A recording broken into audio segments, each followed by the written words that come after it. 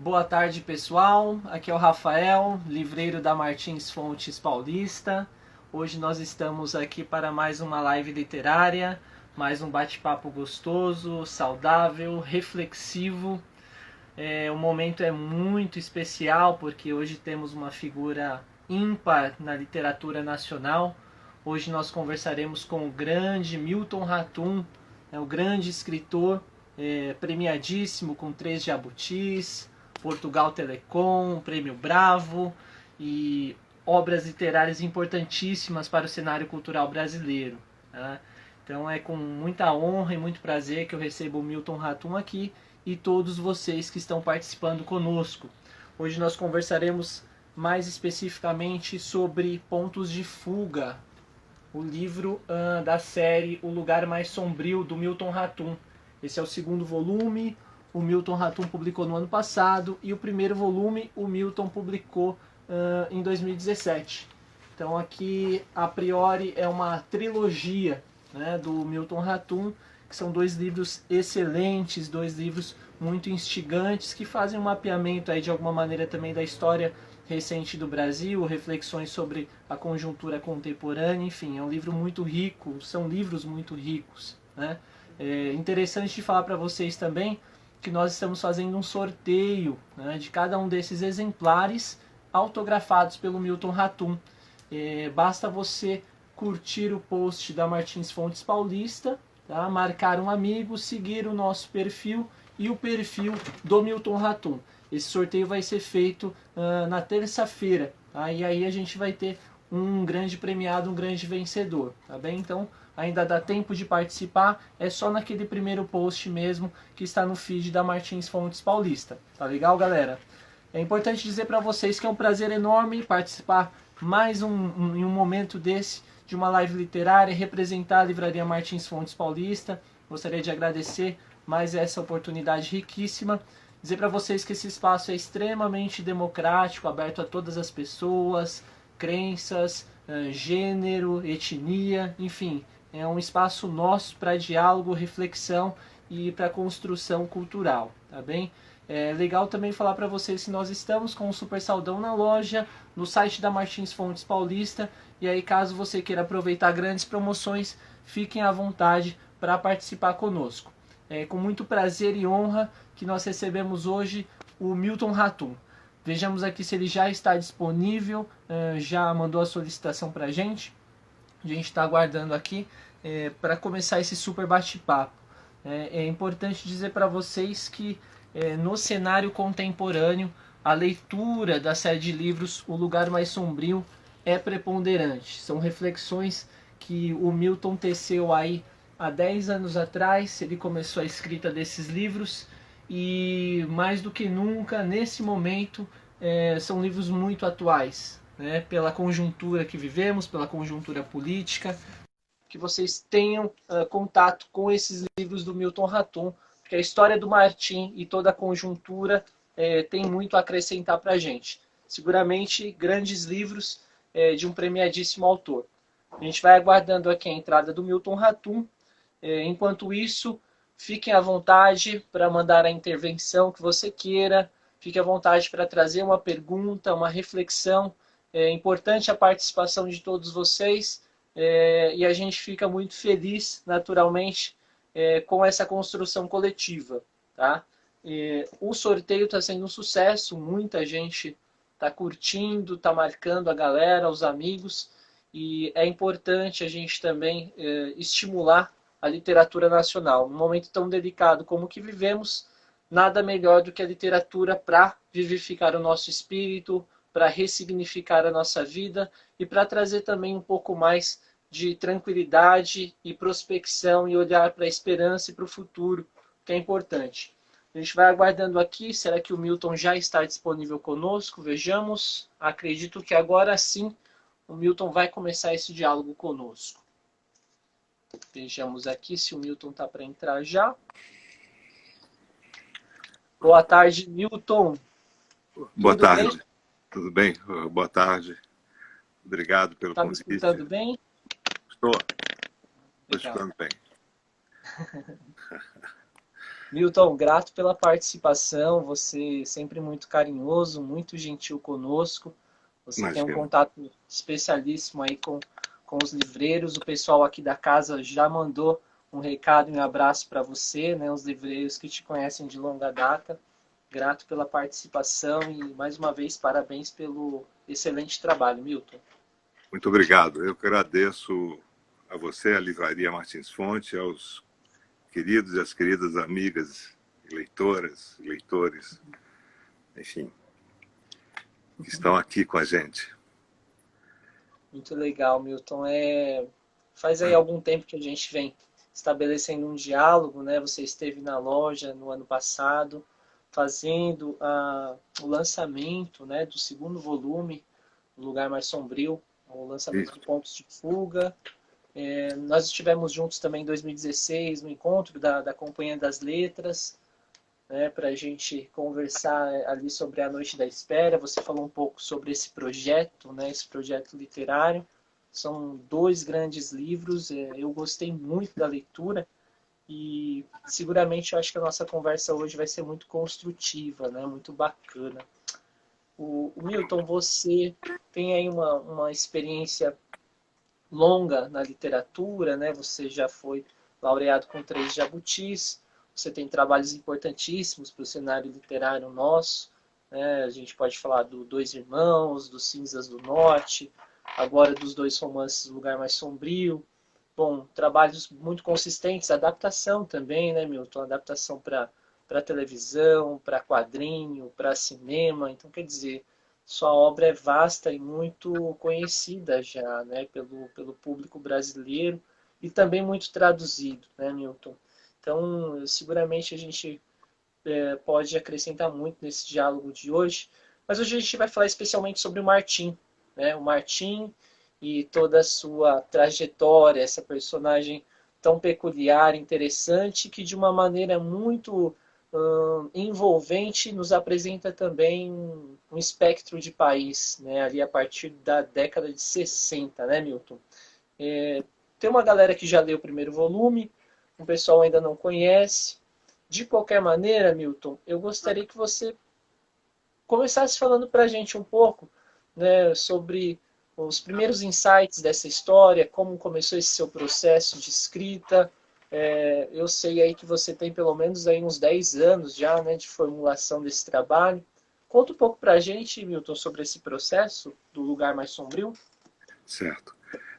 Bom, a pré-história da trilogia data de 1980, quando eu nem estava no Brasil, né? Eu morava na Europa e eu tentei fazer, vamos dizer, escrever um livro sobre o meu passado recente, quando eu era jovem ainda, né? Pouquíssimos cabelos brancos. E isso foi em 80, e eu não consegui, eu acho que eu ainda estava imaturo para... Na verdade, o que eu precisava era de um distanciamento do tempo, mais do que do espaço, né? Que isso é fundamental para a literatura, né? Quer dizer, deixar o tempo passar para escrever, para depois esquecer e escrever, e lembrar do esquecido. Eu ainda passei pelo Cinzas do Norte, que foi que é uma espécie de primo próximo da trilogia. E em 2007, quando eu entreguei o manuscrito do Órfão do Dourado, eu montei, eu acabei montando a estrutura do romance, que não era, em sua origem, uma trilogia. Era um romance grande, não um grande romance, mas um romance grande, romance Uhum. extenso, vamos dizer assim, de mais de 700 páginas. Então, a primeira coisa, eu passei um ano, o ano de 2008, tentando encontrar um modo de narrar, quer dizer, a forma e a estrutura. Porque eu dou muito valor a três coisas, sabe, Rafael? A significação da narrativa, com os personagens, a história e a ética, né? Certo. Eu lembro de um ensaio da professora e crítica excelente crítica, a Leila Perrone Moisés, que ela disse que essas três coisas, significação, história e ética, são ignoradas pelo pós-modernismo, né?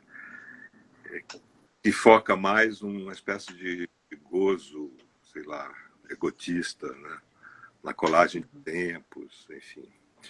Mas eu ainda acredito, vamos dizer, no projeto modernista. Quer dizer, no significado da história, não só da história pessoal, né, das particularidades dos personagens, como na história também, né, como um movimento da sociedade no tempo. Então eu passei esse ano, um ano praticamente inteiro montando isso, né, montando essa estrutura, como seria narrado, as vozes, quem leu percebeu que, vamos dizer, são vozes diferentes, são dicções diferentes, são escritas diferentes, né? Quer dizer, toda essa estrutura é feita formada de cartas, de fiapos, né? Ou pedaços de diários, né? De confissões. Quer dizer, cada personagem tem a sua dicção, tem a sua, vamos dizer, tem o seu tom, né? E isso a gente demora eu pelo menos demoro, que eu sou lento em tudo, né? Menos para ler, mas para escrever eu sou muito lento. Eu demorei praticamente um ano para armar tudo isso, os três, na verdade, um único volume, vamos dizer, extenso, que depois, por uma questão editorial, foi dividido em três. Então, foi mais ou menos isso. Aí, a partir daí, eu comecei a escrever e demorei, de fato, quase 10 anos, né? Porque A Noite da Espera só foi publicado em 2017. E o outro, um ano e meio depois, em 2019, e o terceiro ia ser publicado esse ano, mas a pandemia e a melancolia também, um pouco de angústia, tudo isso retardou, vamos dizer, a publicação do terceiro volume. Mas eu acabei escrevendo, revisando, na verdade, o que eu já havia escrito, e isso acho que eu pretendo publicá-lo no ano que vem, se a editora concordar, se tudo der certo, enfim, para também me livrar um pouco do Martim e de sua tribo, suas várias tribos. Já está bastante tempo com o Martim também, né? E foi uma sugestão do Luiz mesmo, né? Do Luiz Tivax, né? De fazer essa subdivisão, né, Milton? Eu acho que meus editores foram muito, a Júlia, o Luiz, foram muito compreensivos com todos os meus editores da Companhia das Letras. Eles acompanham de perto, leram os manuscritos, porque às vezes a gente pensa que você faz tudo sozinho, e não é verdade. Você escreve, você escreve na sua solidão, mas o trabalho editorial é muito importante, né? O leitor, a leitora, as pessoas que leem e fazem observações, fazem críticas. Perfeito mesmo. Milton, e nessa narrativa, né, a gente tem aí como personagem central o Martim, né? Você coloca ali uma questão um conflito ali a priori, né? Uma ruptura familiar muito pungente, isso marca a narrativa, marca a personagem, né? A gente tem ali separação dos pais, isso bem no princípio, e e nesse momento, né? O Martim ele deixa de morar em São Paulo, vai para Brasília. Mas a princípio quem está contando tudo isso, né, ali é ele na condição de exilado, né? Ele está em Paris contando essa história para a gente, né, Milton? Isso. E a gente tem uma questão, né, no entorno do Martim, que é muito interessante, né, que é o ponto em que ele está ali reescrevendo a sua própria história, mas o caminho de um exilado é um caminho muito tortuoso, né? E eu já vi você trazendo reflexões, inclusive sobre o quão distinto é, né, a ideia entre um exilado e um expatriado, né? Que são coisas muito diferentes e que acometem a pessoa de uma maneira muito distinta. Eu gostaria que você falasse para a gente, né, desse caminho tortuoso, desse exílio, né, dessa condição imposta e por vezes até kafkiana, né, que acomete de maneira abrupta e repentina, assim. Como você colocou isso no Martim, né, de onde vêm essas percepções para a construção dessa esfera do personagem, Milton? Então, para a construção do Martim, você está falando, ou dos outros? Dos Uhum. outros, talvez Do a gente possa Martim, né? depois. Então, do Martim tem alguma coisa a ver com a minha vida, quer dizer, ou até certo ponto, porque sempre tem a ver com a nossa vida até certo ponto. Uhum. Depois há um ponto de inflexão em que a vida já é ficção. Né? Até rimou, né? Eu nem queria que rimasse, mas rimou. Quer dizer, a partir do momento em que tua vida, ou lances da tua vida, são, vamos dizer, imaginados, mais do que, muito mais do que descritos fielmente, já esses lances já são ficcionais. Né? Então, né, eu imaginei, vamos dizer, o Martim no exílio, na solidão do exílio parisiense, reescrevendo, passando a limpo, e, portanto, reescrevendo e reimaginando, né, ou fazendo uma nova versão de tudo aquilo que ele havia escrito no Brasil e que os amigos haviam escrito, o que ele tinha ouvido falar, enfim. Quer dizer, no fundo, ele está escrevendo o romance da vida dele. Né? Quer dizer, ele está ficcionalizando aquilo que, vamos dizer, que ele vivenciou, ele com os amigos vivenciaram. Né? Quer dizer, e eu tentei trabalhar com particularidades. Né? Eu acho que todo escritor, toda escritora faz isso, né? Fala do particular e não do geral, que é o grande lance da literatura, né? Você falar da trajetória de cada personagem. E nesse caso, os caminhos sinuosos dessas personagens, no tempo e no espaço. Porque, e aí pode, às vezes, o leitor um pouco, vamos dizer, acostumado com histórias, com narrativas mais lineares, ele pode se impacientar um pouco. Mas tudo que a gente pede é paciência ao leitor também. Né? Quer dizer, porque há três tempos, né? Ao, ao tempo, os anos 60 e 70 do século passado, há uma, vamos dizer, há narrativas sobre Santos, a cidade de Santos, onde mora os avós do Martim, São Paulo e Brasília, e Paris, onde ele está escrevendo. Então são espaços e tempos diferentes e entrelaçados, entrelaçados.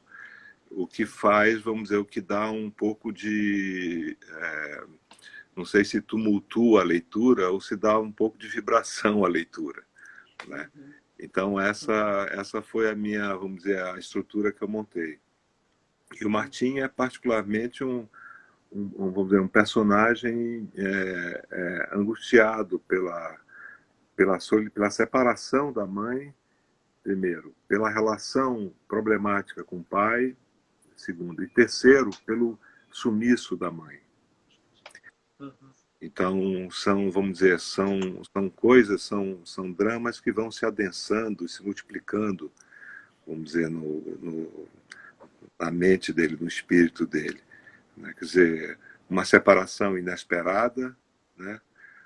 Depois depois uma separação quase bruta, porque ele não esperava morar com o pai em Brasília, e finalmente o silêncio da mãe, né? Uhum. Que precisa ser esclarecido, né? Sim. Em algum É, momento. e essa incógnita nos acompanha, né, durante a leitura, assim, porque vai se construindo todo um suspense em cima disso, né, Milton? E é interessante que nesses aspectos internos do Martim, bem como a conjuntura, né, o que está acontecendo no seu entorno, né, a gente tem ali o pré-AI-5, o pós-AI-5, a repressão crescendo, a violência, toda aquela hostilidade, a gente sente um pouco na leitura que são múltiplos lugares sombrios, né? Tanto no sentido interno quanto no sentido externo do Martim. Né? Você consegue colocar isso muito bem. E essa composição de tempos eu acho que dá um dinamismo, né, para a narrativa, né? Essa ida e vinda, eu acho que uma forma muito envolvente, assim, você consegue prender bem a gente, né? Nesse sentido. O ponto em que eu gostaria de entrar, Milton, nesse sentido, você, você compõe ali o cenário político, o cenário social, mas o Martim, ele está um pouco também, em alguns aspectos, na periferia, né, desses eventos. Ou ele está, de alguma maneira, em alguns movimentos, assim, ele está como um observador também. Né? Ele está inserido, mas não está ao mesmo tempo. Essa personagem você quis elaborar desse modo mesmo, assim, não como alguém extremamente atuante, a ideia dele ficar um pouco distanciado era para facilitar essa narrativa.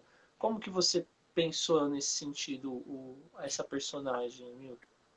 Bom, pensei como um jovem, vamos dizer, solitário e angustiado, que não Uhum, está, vamos dizer, envolvido na política, uhum, embora os amigos estejam, quase todos, menos a Ângela, né? Mas o nortista, a namorada dele, a Diná, enfim, todos eles estão, o Lázaro, estão mais ou menos envolvidos na política. E ele não, ele não é vamos dizer, um militante, um ativista, vamos dizer assim. Mas tampouco é um alienado. Né? Então, uhum, ele contempla tudo aquilo, mas há também, vamos dizer, uma dor interior, que muitas vezes os amigos, enfim, às vezes não entendem. Né? Então há essa, vamos dizer, essa. Porque todos estão de bem com a família, mais ou menos de bem com a família. E ele, não, ele sofre essa, vamos dizer, esse drama, vamos dizer, que é muito forte nele. Né? E quem o leva um pouco para a política é a Diná, a namorada. Ela sim, que é uma atriz militante. Né? Mas eu pensei no Lugar Mais Sombrio como um lugar plural, porque você pode pensar no lugar da política, né, da opressão, do poder na ditadura, né, uhum, que não deixa de ser obscuro. Né. O Lugar Sombrio também é uma pergunta sobre o destino da mãe. Né. uhum, Ninguém sabe o que aconteceu com ela.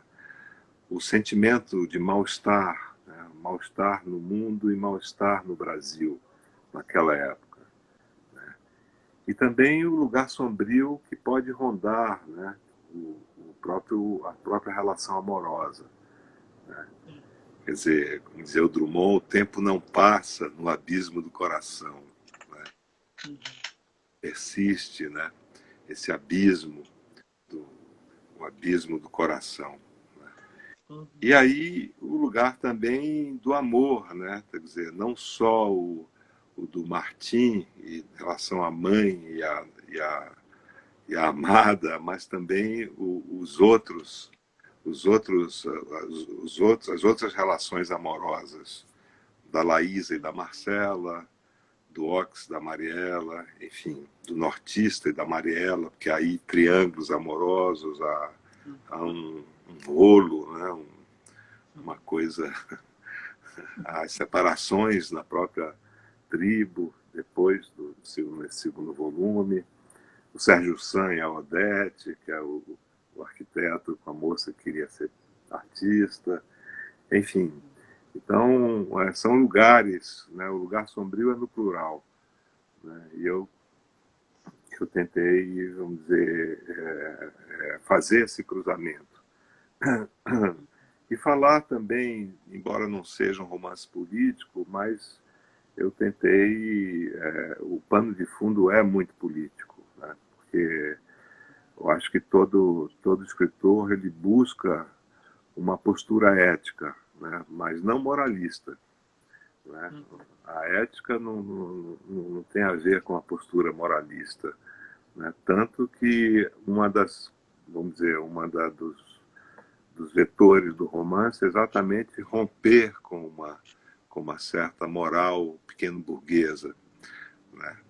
Porque são todos da pequena burguesia ou da classe média, menos o Ox, que é um homem, um rapaz, um herdeiro rico e liberal, que tem outro pensamento político, né? Que é uma espécie de ruído na República, como ele mesmo diz, né? Então, mas eu trabalhei também com visões ideológicas diferentes e até divergentes, porque não fazia sentido escrever um romance sobre militantes. Não. Aí também já não. Porque a complexidade do ser humano é maior do que isso, do que uma visão única. Né? A visão única, ela às vezes enfraquece a narrativa, né? E corre o risco de virar, vamos dizer, panfleto, denúncia, e eu não estou nessa praia. Né? Acho E a que. gente sente isso, né? A gente sente isso fazendo a leitura, os conflitos dentro dos núcleos, né, Milton? Você sempre Ah, está é, movimentando isso, né? Dialetizando a coisa, né?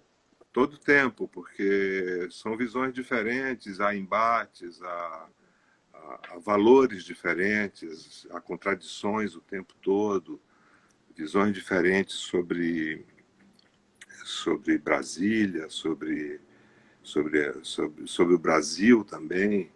Ah, mas alguns personagens, como o nortista, a Marcela, a Laísa, o Oxy, a Diná, enfim, foram inspirados um pouco na vida de meus amigos também, amigos e amigas.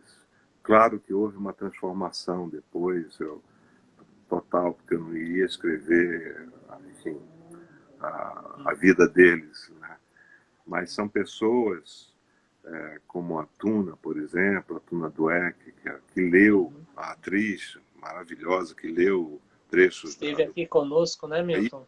aí na Martins Fontes, e outros amigos, o Aurélio Miquiles, a Arlene, enfim, vários amigos que contaram tudo e alguns passaram enfim, por momentos muito dramáticos, né, de prisão, de tortura, enfim. Então eu filtrei muita coisa e acrescentei outras, quer dizer, para construir. E bom, e me inspirei também nas minhas leituras, né, em outros personagens da literatura, né, mas por isso que deu trabalho, né? Foi muito tempo para compor isso, o modo de ser de cada um, né? Porque o romance, os personagens têm que fazer algum sentido, né? Sim. Mesmo os que não têm sentido de estar ali, é preciso dizer por que não faz sentido que estejam ali, né? Como Sim, aquele sim. delator, enfim, um delator na República lá de Vila Madalena, quer dizer, tudo isso faz parte dessa composição, né, que é demorada. Sim, sim. E é interessante, né, Milton, porque você, ao mesmo tempo em que constrói com muita riqueza, com detalhes, né, são personagens muito complexos e com muitas referências, inclusive alguns apaixonantes, né? Eu e outras pessoas que leram também, eu já vi dizendo que o nortista tem um lugar especial ali, né, no interlocutor. Mas concomitante a isso, né, Milton, você também coloca mais uma vez um lugar importante da cidade, né? Da cidade nesse movimento, dessa narrativa, né? A gente sabe que você foi estudar literatura fora, estudou na Espanha, na França, lecionou nos Estados Unidos, mas antes você tem uma primeira formação, né? Ali na FAO, você tem um trabalho você tem um contato, né? Uma formação na arquitetura e a gente vê que você sempre faz questão ali de ambientar isso, de trazer uma poética, né, da arquitetura das cidades, uma espécie de memória afetiva, sabe, né, uma memória histórica também. Isso, eu sinto que isso também é uma personagem, né, dentro das suas obras. Tudo isso é pensado mesmo com muita minúcia. Você tem por intento mesmo, Milton, essa questão vem de uma maneira orgânica para você escrever isso? No caso, né, nessa narrativa Paris, São Paulo, Brasília, Santos, né? Isso é natural para você? Faz parte desse projeto? E sim, faz parte da minha vida. Eu morei em todas essas cidades, né? Morei em Brasília, morei em Santos, morei em São Paulo, morei em Paris. Aliás, por coincidência, eu morei na Rue d'Aligre, mesmo no estúdio parecido ao do Martim. É uma rua, é um bairro que eu conheço muito. Ah, mas o que a gente tenta fazer, na verdade, é construir uma ficção que, através da imaginação, ela tenta fisgar a história, ou recortes da história, e extrair disso um conhecimento simbólico, né? Um conhecimento simbólico que transcende a realidade. Quer dizer, para mim, esse é o desafio do romance, né? Quer dizer, embora eu tenha tido uma vivência nessas cidades, naquela época, enfim, eu tentei construir a Brasília, uma Brasília meio ficcional, e, no entanto, que existe, né? Ela é ambígua, porque aqueles espaços estão lá, né? Estão lá. Então, é a maneira como os personagens transitam pelo espaço e ocupam esse espaço que dá ao próprio espaço e à arquitetura um valor simbólico, né? Então, e Brasília, para a minha geração e de arquitetos, vamos dizer assim, ou de estudantes de arquitetura na época, foi importantíssimo, né? Era uma cidade, era um projeto revolucionário, era um projeto, enfim, que olhava para o futuro. Foi um projeto feito, vamos dizer, no momento, talvez no período mais democrático da vida política brasileira, né? Os anos 50, a década de 1950 foi uma década, vamos dizer, de brilho, iluminada em vários sentidos, nas artes, na poesia, na literatura, na música, no teatro.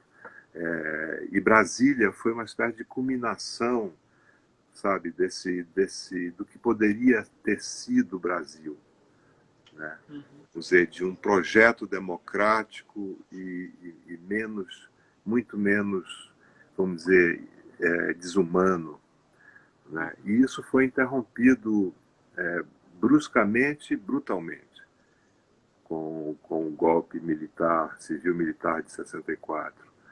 E tolheu todas as nossas expectativas, as nossas esperanças, as nossas ilusões, né? Então, o romance é o romance da desilusão, essa trilogia, né? Porque nós perdemos o pé. Quer dizer, a minha escola em Brasília, com colégio de aplicação, seria um modelo de escola pública de qualidade para o Brasil, foi fechada, pelo Médici, né? Sim, Professores foram presos, tudo que a gente já sabe, né? Foram caçados, foram perseguidos, e sim, alguns. sim. Isso tudo, vamos dizer, abalou uma geração, abalou a nossa sociedade. Uhum. E tudo que aconteceu também naquela época, enfim, teve consequências até hoje, né? Até hoje. Você basta olhar para a Amazônia, para o Cerrado, do que restou da Mata Atlântica, para perceber que tudo começou com violência e intensidade naquela época e nunca mais É, parou. e você entrou nessa nuance, né? Sobre a Amazônia. É interessante porque recentemente eu li aquele Diários da Amazônia do Roger Casement, né? E ali em Putumayo ele já descreve coisas impressionantes, né, nesse processo de neocolonização ali na Amazônia peruana, também no Brasil. E você traz, né, isso no Pontos de Fuga, quando você coloca ali a fuga, né, da Laís e da Marcela para Rondônia, você já traz um pouco o panorama do que estava acontecendo na Amazônia ali na década de 70, né? Exato. Hoje a gente tem aí, parece que a potencialização desse aspecto nefasto, né, Milton? Ali as coisas já estavam acontecendo. Você acha que ali já dava para sentir um pouco esse futuro Totalmente, apocalíptico? totalmente. Aliás, foi bom ser citado o Roger Casement, que tem um documentário lindo do Aurélio Miquiles, meu amigo, que saiu de Manaus comigo aos 15 anos para morar em Brasília. E ele Uhum, fez um documentário que passou, não é tudo verdade, chamado Segredos do Putumayo, que é maravilhoso. É uhum, maravilhoso. E, enfim, que narra essa barbárie, né, no começo do século XX, na Amazônia peruana e colombiana. uhum, Mas eu pensei nessas personagens, também na Laís e na Marcela, uma antropóloga, outra é uma massagista, né? Mas elas são apaixonadas e, por razões que eu não vou contar, elas vão para a Amazônia, né? E lá elas percebem que, em meados da década de 70, já havia muita violência. Estava muito já intensificada, né? Com os colonos do Sul, alguns do Sudeste, outros, enfim, mas sobretudo do Paraná, do Rio Grande do Sul, que foram, vamos dizer, atraídos, né? E isso o governo militar, a ditadura incentivou essa migração e a grilagem de terras indígenas, né? uhum, Então, ali em Rondônia, em Vilhena, vamos dizer, na região, no território dos Nambiquara, elas já sentiram, vamos dizer, a tragédia, né, uhum. que viria, né? Isso foi muito massa geração, né? Quer dizer, eu me lembro de uma reportagem da revista Realidade, incrível, sobre a Amazônia, na década de 70. Eu mesmo viajei de Curitiba a Manaus de carro em 76, cruzei o Brasil todo, foram 8 dias de viagem até Manaus, Porto Velho, foi uma aventura, né? Campo Grande, Cuiabá, Vilhena, Porto Velho, Manaus. Foi uma loucura aquilo. E a devastação já estava começando. Mas ainda o Mato Grosso era o Mato Grosso, não era o Mato Uhum, Fino, uhum. Sim. como diz o antropólogo Viveiro de Castro, né? Já não era o cerro, já não tinha sido transformado em savana, em campo de fazenda de soja. Uhum, Então, aí as estradas, né? Perimetral Norte, Transamazônica, enfim, a própria Manaus, Porto Velho, quer dizer, tudo isso foi aquele lema da ditadura, que era integrar para não entregar. uhum. Quer dizer, a integração passava pelo roubo de terras indígenas, pela usurpação de terras indígenas, pela violência, pela grilagem de terras. Não houve integração nenhuma, houve um assalto. Secular violência, né, Milton? A barbárie declarada, né? É, Isso que você está dizendo, Milton, me lembra um pouco algumas reflexões do Ailton Krenak, especialmente no Ideias para Adiar o Fim do Mundo, né?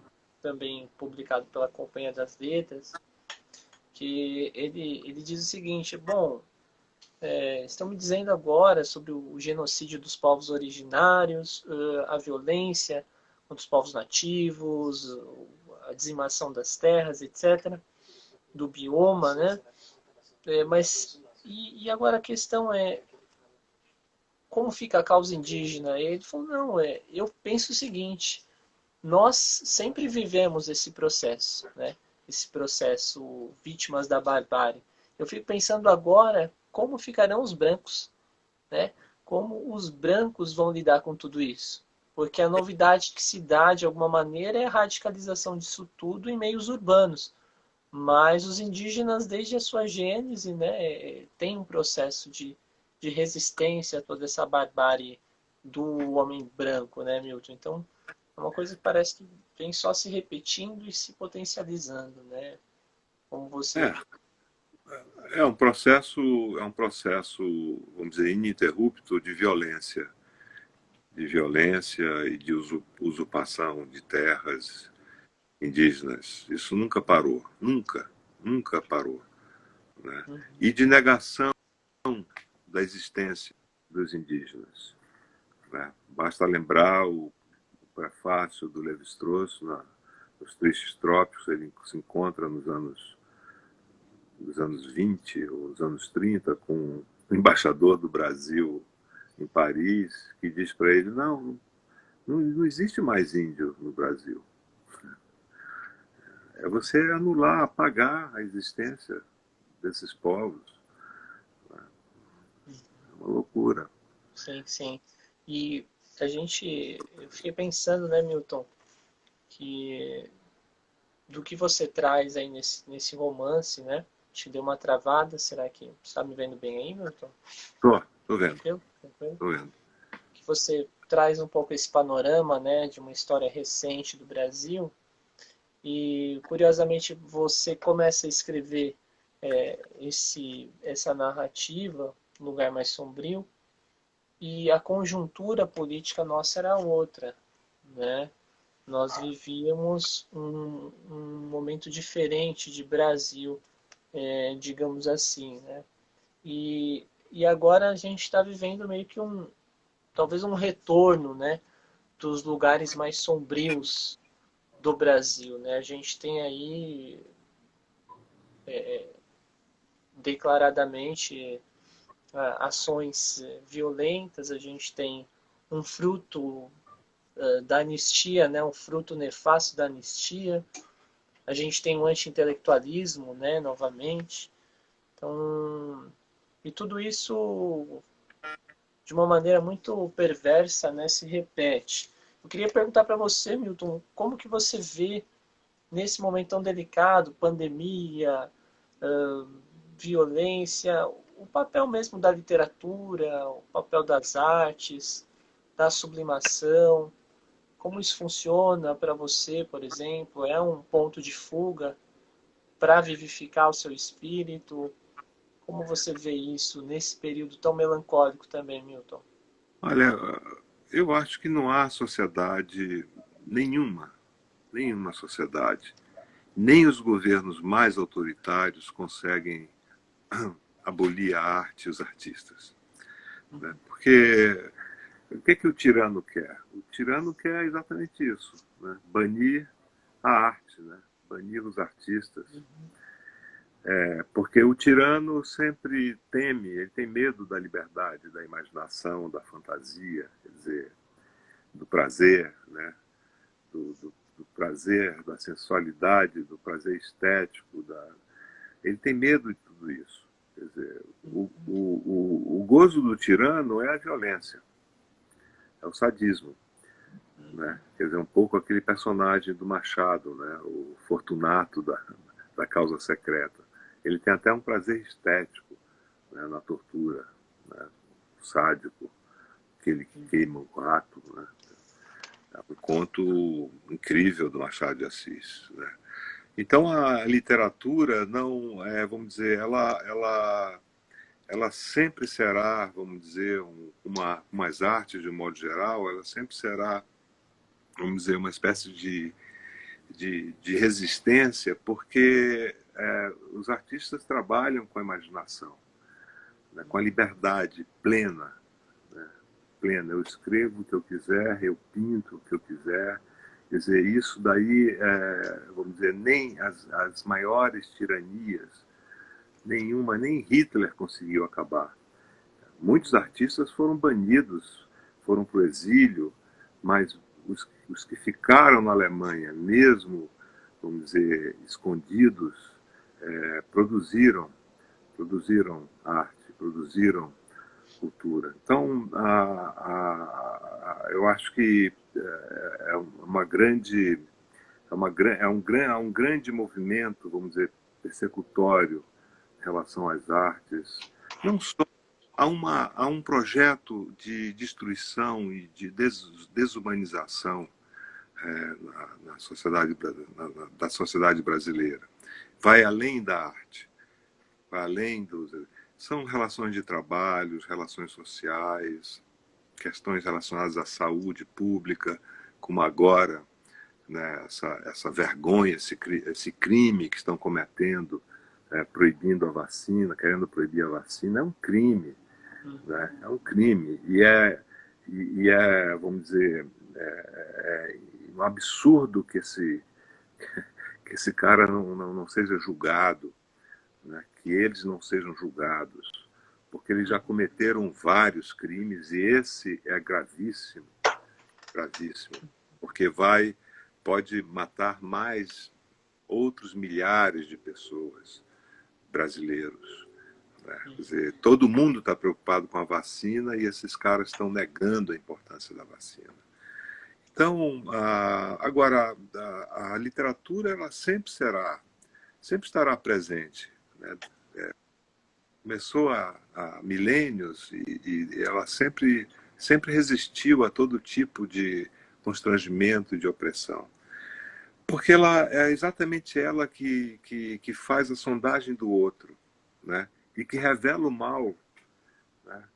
Ela revela o mal, descortina, vamos dizer, as taras humanas, né? Quer dizer, rompe com o conformismo, né?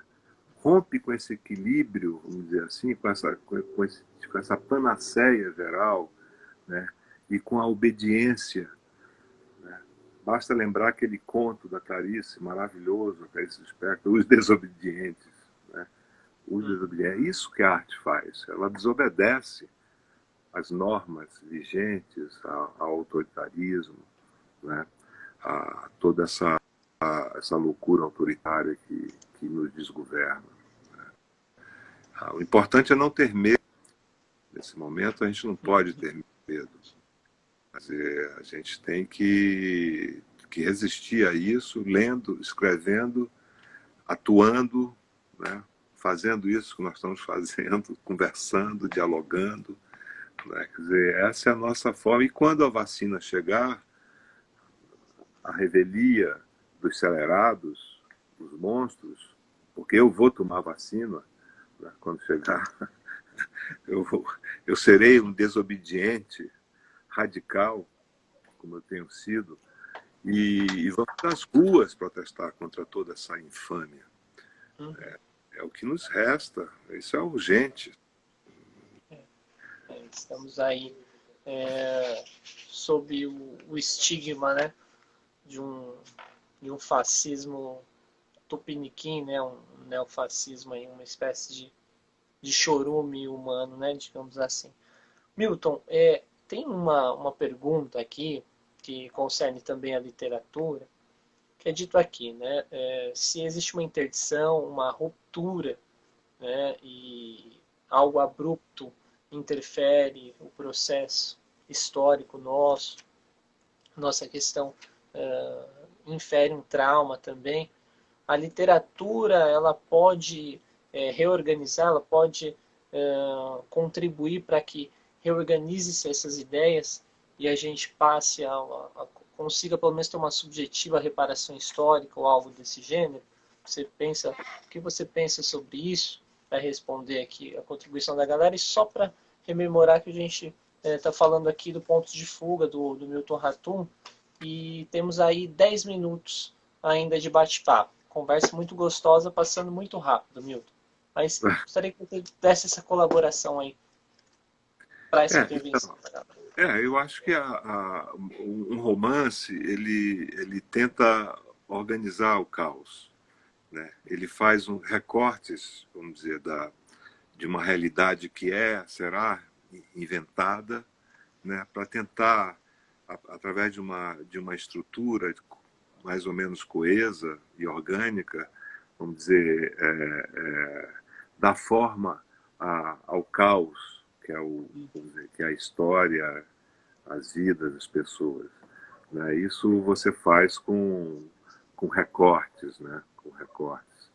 E eu acho que toda a literatura ela faz isso com mais ou menos ousadia, né? Por exemplo, o Grande Sertão Veredas, ele repassa a vida de um velho jagunço em 550 páginas, mas é o mundo todo que está ali, né? Quer dizer, uma espécie de regionalismo cósmico, como falou Antônio Cândido, né? Então ali estão todos os embates físicos e metafísicos, né? De Deus e o diabo, de questões identitárias e por aí vai, né? Então nós temos como, vamos dizer, a literatura tem como, vamos dizer, dar uma resposta a esse caos através da linguagem, da imaginação.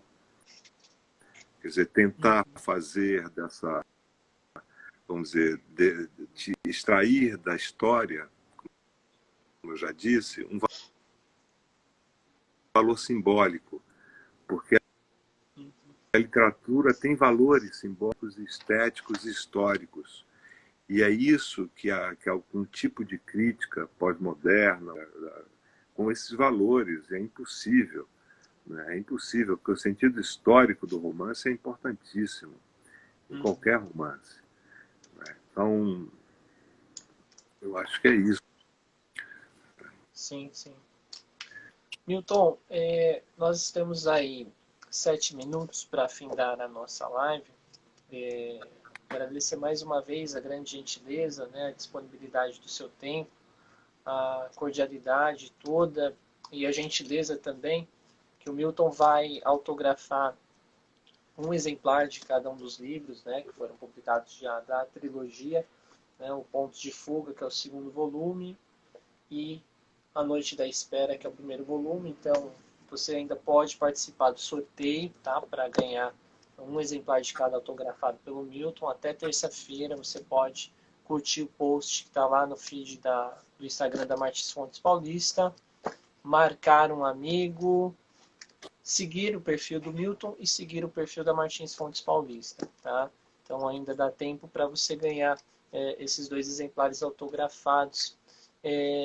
Milton, antes de a gente fazer o desfecho aí, eu sei que você, como mesmo disse, é mais leitor do que escritor, né?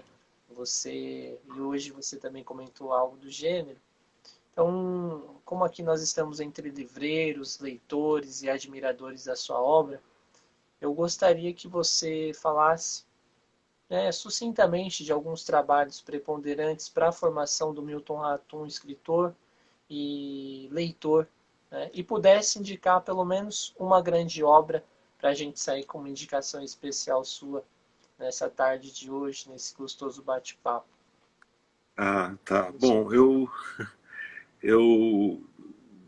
li desde a juventude, não que eu fui atrás, mas os professores, as professoras, minhas queridas professoras de Manaus, sobretudo uma professora, sugeriu leituras que eu nunca mais esqueci, do Graciliano, do Jorge Amado, do Érico Veríssimo, enfim, de Machado.